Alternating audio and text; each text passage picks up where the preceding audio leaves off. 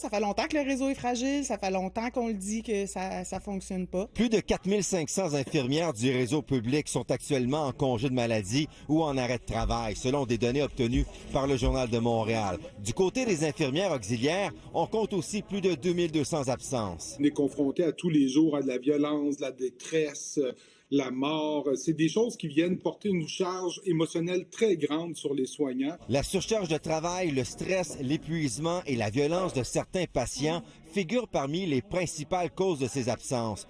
Plusieurs infirmières se blessent aussi au travail et doivent s'absenter sur de longues périodes. Les gens sont en maladie, l'employeur remplace pas les maladies, on laisse les équipes en moins, ont une grosse surcharge. Elles aussi vont finir par tomber chacun leur tour. C'est un rôle de l'employeur de mieux structurer, de faire des embauches, parce que c'est pas normal, il y a à peu près 10 % des heures effectuées sur le terrain qui sont faites en temps supplémentaire. Dans certaines régions, les absences représentent près de 10 % des infirmières et jusqu'à 18 % des infirmières auxiliaires. Selon des experts, un taux acceptable devrait se situer autour de 5 %. Mais est-ce que vous le ressentez, cette surcharge-là?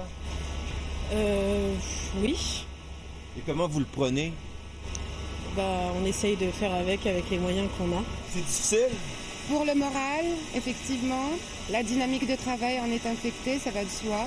Puis ça fait mal au cœur de voir les gens traités de cette façon. Les syndicats réclament une meilleure gestion du personnel et des mesures concrètes pour alléger la charge de travail sur le terrain. On a besoin de s'occuper du monde qui soigne. La Santé Québec, c'est comme d'habitude, ils sont dans le tour d'ivoire, on ne voit pas. L'employeur au Québec, il y a un article 51 qui dit qu'on doit préserver l'intégrité physique, mais psychique aussi des travailleurs, et ça, sur le psychique, il n'y a rien qui est fait. Santé Québec affirme que la situation est stable et sous contrôle. Nos gestionnaires doivent travailler avec les équipes pour trouver des solutions et les syndicats pour trouver des solutions, pour que les gens se sentent bien dans leur travail et qu'ils puissent revenir au travail le plus rapidement possible. La ministre de la Santé, Sonia Bélanger, n'a pas voulu commenter.